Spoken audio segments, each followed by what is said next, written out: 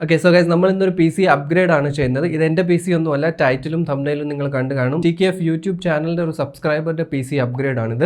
First of A kind experience ആണ് actually എനിക്കും ഇത്. ബിക്കോസ് പുള്ളി ഇത് ഫ്രം കൊല്ലം ട്രെയിനിൽ കൊണ്ടുവന്ന് ഡ്രോപ്പ് ചെയ്തിട്ട് പോയതാണ് ഫുൾ അപ്ഗ്രേഡിന് വേണ്ടി. സോ ഫസ്റ്റ് ഓഫ് ഓൾ പുള്ളിക്കാരന് ഒരു ബിഗ് താങ്ക്സ് ഇങ്ങനെ ഒരു വർക്കിംഗ് ഓപ്പർച്യൂണിറ്റി തന്നതിന്. And also from a content point of view നോക്കുവാണെങ്കിലും ഇങ്ങനത്തെ ഒരു വീഡിയോ ക്രിയേറ്റ് ചെയ്യാൻ വേണ്ടി ഒരു 2-3 ഡേയ്സ് ടൈം വേണമെന്ന് ഞാൻ പറഞ്ഞായിരുന്നു. സോ എല്ലാത്തിനും കൂടി എ ബിഗ് താങ്ക്സ്. ഞാൻ എന്തായാലും പുള്ളിയുടെ യൂട്യൂബ് ചാനലിന്റെ ലിങ്ക് ഡിസ്ക്രിപ്ഷനിൽ ഇട്ടേക്കാം. സോ ഗെയിമിംഗ് റിലേറ്റഡ് വീഡിയോസ് ഒക്കെ ചെയ്യുന്നതാണ്. നിങ്ങൾക്ക് താല്പര്യം ഉണ്ടെങ്കിൽ തീർച്ചയായിട്ടും ജസ്റ്റ് ഒന്ന് ചെക്ക് ചെയ്ത് നോക്കും. ആൻഡ് ഷുവർലി ഇൻട്രസ്റ്റഡ് ആണെങ്കിൽ സപ്പോർട്ട് ചെയ്യാം. സോ ഈ കാണുന്ന PC ആണ് നമ്മൾ അപ്ഗ്രേഡ് ചെയ്ത് ക്ലീൻ അപ്പ് ചെയ്ത് ഒന്ന് കുട്ടപ്പനാകാൻ പോകുന്നത്. യോഡോൺ techno factory with me Sumod upgrade തുടങ്ങാം.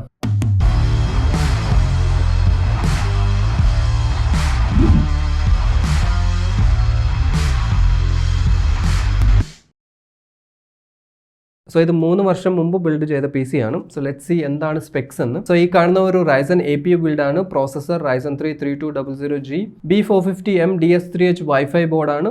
ബോർഡ് അത്യാവശ്യം നല്ല ബോർഡാണ്. സോ നമ്മൾ ബോർഡ് ചേഞ്ച് ചെയ്യുന്നില്ല. 8GB ആണ് റാം, A-Dataയുടെ D30 മോഡൽ. 1TBയുടെ ഹാർഡ് ഡ്രൈവ് ആണ് ഉള്ളത്. SSD ഇല്ല. സോ SSD ഒരു അപ്ഗ്രേഡ് ആണ്. കൂളമാസ്റ്ററിന്റെ 450 വാട്ട്സിന്റെ ആണ്. Elite PSU 80+ വൈറ്റ് റേറ്റഡ് ആണ്. ആന്റി സ്പോർട്സിന്റെ ICE 300TG ആണ് ക്യാബിനറ്റ്. സോ ഇതാണ് ഇപ്പോൾ ഉള്ള PCയുടെ സ്പെക്ക്. ഇതിലാണ് ഗെയിമിങ്ങും കാര്യങ്ങളും ചെയ്യുന്നത്. ഇത് നമുക്കറിയാം 3200G ഒരു ബേസിക് APU ആണ്. ലോ ആൻഡ് എൻട്രി ലെവൽ ഗെയിമിങ്ങിന് വേണ്ടിയൊക്കെ ഓക്കെ ആണ്. പക്ഷെ നമ്മൾ കുറച്ചും കൂടി എന്തെങ്കിലും അഡ്വാൻസ്ഡ് ആയിട്ട് എന്തെങ്കിലും ചെയ്യാൻ ഉദ്ദേശിക്കുന്നുണ്ട്, ഗെയിമിംഗ്, സ്ട്രീമിംഗ്, ഇങ്ങനെ എന്തെങ്കിലും പോകണമെന്നുണ്ടെങ്കിൽ ഷുവർലി ഇതും കൊണ്ട് നമുക്ക് പറ്റത്തില്ല. സോ നല്ലൊരു പ്രോസസർ, ഗ്രാഫിക്സ് കാർഡിന്റെ അപ്ഗ്രേഡ് വേണ്ടി വരും. സോ അങ്ങനെയാണ് നമുക്കൊരു കൺസ്ട്രെയിൻഡ് ബഡ്ജറ്റ് റിക്വയർമെന്റ് ആണ് പറഞ്ഞത്. മാക്സിമം 32,000 വരെ പോകാമെന്നാണ് പറഞ്ഞത്. സോ ഈ ഒരു പ്രൈസ് റേഞ്ചിലുള്ള അപ്ഗ്രേഡ് റിക്വസ്റ്റ് ആണ്. പ്രോസസർ കുറച്ച് ബെറ്റർ ആയിട്ടുള്ളത് വേണം. ഗ്രാഫിക്സ് കാർഡ് ആഡ് ചെയ്യണം. SSD മെയിനായിട്ട് SSD ഇല്ലാത്തത് ആക്ച്വലി എങ്ങനെ ബിൽഡ് ചെയ്തു എന്നറിയത്തില്ല. പക്ഷെ എന്നാലും SSD ഒരെണ്ണം ആഡ് ചെയ്യണം. ആൻഡ് GPU ചേഞ്ച് ചെയ്യുന്നതനുസരിച്ച് PSUവിൽ എന്തെങ്കിലും ചേഞ്ച് വേണമെങ്കിൽ അതും നോക്കണം. കുറച്ചും കൂടി ബെറ്റർ ആയിട്ടുള്ള ഗെയിമിംഗ് ആണ് നോക്കുന്നത്. സ്ട്രീമിംഗും സ്റ്റാർട്ട് ചെയ്യാൻ പ്ലാൻ ഉണ്ട്. സോ അതൊരു മെയിൻ റിക്വയർമെന്റ് ആണ്. സോ ഇത്രയുമാണ് അപ്രോക്സിമേറ്റ് 30,000 റേഞ്ചിലുള്ള റിക്വയർമെന്റ് വന്നത്.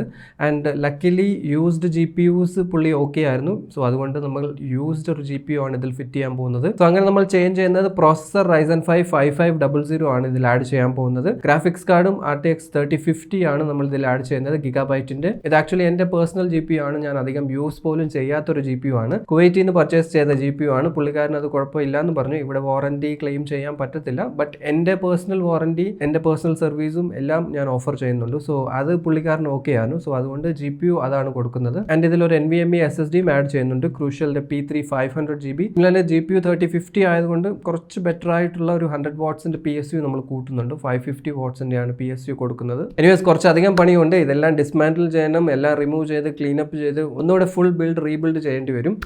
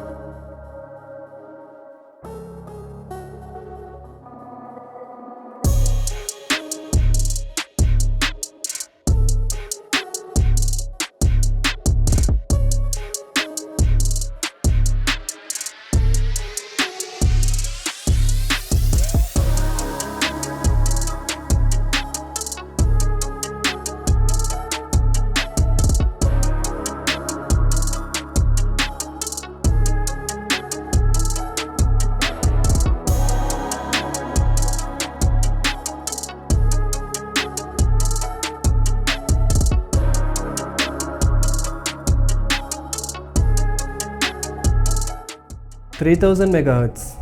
എന്തോ ചെറിയൊരു ഡിസ്പാരിറ്റി ഉണ്ടല്ലോ. ബിക്കോസ് ബില്ലിൽ ഞാൻ കണ്ടത് 3200 മെഗാഹെർട്സിൻ്റെ തന്നെയാണ്. റാമിലെ ആക്ച്വൽ ഫ്രീക്വൻസി 3000 മെഗാഹെർട്സ് എന്നാണ് കാണിക്കുന്നത്. സോ ബില്ലിൽ 3200 മെഗാഹെർട്സിൻ്റെ ആണ് വാങ്ങിച്ചേക്കുന്നത്. ഐ ഡോണ്ട് നോ, എന്തോ ഒരു മിസ്റ്റേക്ക് ഉണ്ട്.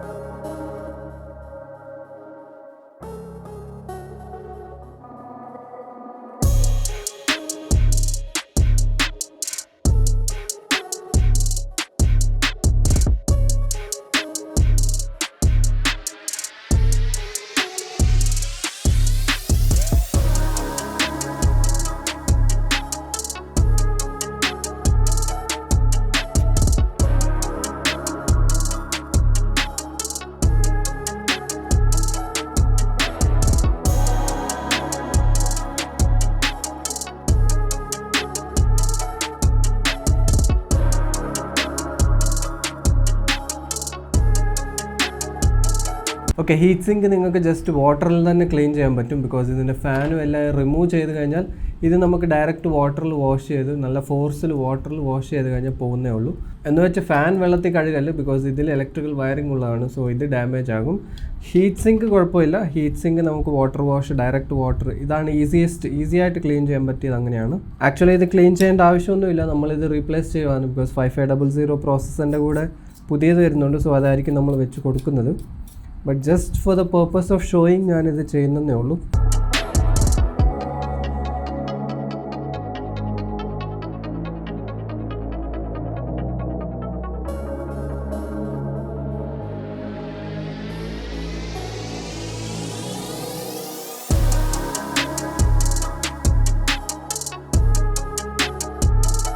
CPU ക്ലീനിങ് ആക്ച്വലി ഈസിയാണ്. വാട്ടർ കണ്ടൻറ്റ് ഏറ്റവും ലോവസ്റ്റ് ഉള്ള ആൽക്കഹോൾ യൂസ് ചെയ്ത് ക്ലീൻ ചെയ്താൽ മതി. ഈവൻ സാനിറ്റൈസറും വേണേൽ യൂസ് ചെയ്യാം. 90% മേലെ ആൽക്കഹോൾ കണ്ടൻറ്റ് ഉള്ളതാണെങ്കിൽ ബെസ്റ്റാണ്. സോ ഞാൻ യൂസ് ചെയ്യുന്ന ഇതാണ് 99.9% പ്യൂർ ആൽക്കഹോളാണ്. സോ ഇതിൽ 0.01% മാത്രമേ വാട്ടർ കണ്ടൻറ്റ് വരുന്നുള്ളൂ.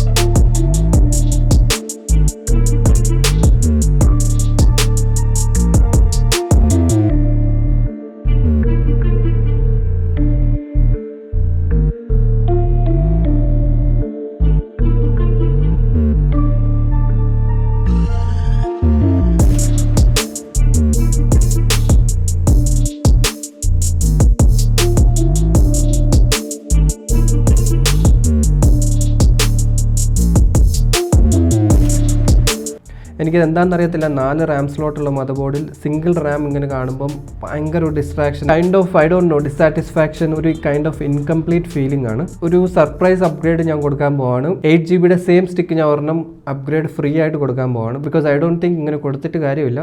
പെർഫോമൻസ് പോയിന്റ് ഓഫ് വ്യൂ നോക്കുവാണെങ്കിലും ഒരു ലുക്സിൻ്റെ പോയിന്റ് ഓഫ് വ്യൂ വെച്ച് നോക്കുവാണെങ്കിലും 2 RAMs വെക്കുന്നതായിരിക്കും better. So I think genuinely പുള്ളിക്ക് ഇതൊരു ഹെൽപ്പ് ആയിരിക്കും. 2 RAMs ഡ്യുവൽ ചാനൽ വർക്ക് ആകുമ്പം ബെറ്റർ പെർഫോമൻസ് ആയിരിക്കും പുള്ളിക്ക് കിട്ടാൻ പോകുന്നത്. ആൻഡ് ടൈറ്റ് ബഡ്ജറ്റ് ആയതുകൊണ്ട് ഈ RAM സെയിം എൻ്റെ കയ്യിൽ ഒരെണ്ണം ഇരിപ്പുണ്ട്, കുറേ നാളായിട്ട് യൂസ് ചെയ്യാതെ. It will be useful to someone. So അങ്ങനെ RAM കൂടെ നമ്മൾ 8GB ആഡ് ചെയ്യുന്നുണ്ട്, ടോട്ടൽ 16GB ആക്കിയിട്ടുണ്ട്. ഓക്കെ, സോ നമ്മുടെ ഫൈനൽ ഇൻസ്റ്റലേഷൻ ആണ്. സർപ്രൈസ് ആയിട്ടുള്ള ഒരു 8GB സ്റ്റിക്കും കൂടെ എക്സ്ട്രാ നമ്മൾ ആഡ് ചെയ്ത് കൊടുക്കുന്നത്. സെയിം RAM ആണ് നമ്മൾ യൂസ് ചെയ്യുന്നത്, ഗമാക്സിൻ്റെ XPG ഗമാക്സ് D30. ചെറിയൊരു ഡൗൺ സൈഡ്, ഓൾറെഡി ഇൻസ്റ്റാൾ ചെയ്തേക്കുന്നത് 3000 MHz ആണ്. നമ്മളിപ്പോൾ വെച്ചത് 3200 MHz ആണ്. സോ ദാറ്റ് മീൻസ് രണ്ടും കൂടി ഡ്യുവൽ ചാനൽ വർക്ക് ആകും, പക്ഷേ 3000 MHz ഡൗൺ ക്ലോക്ക് ആകുന്നതായിരിക്കും. So both RAMs will be working fine at 3000 MHz.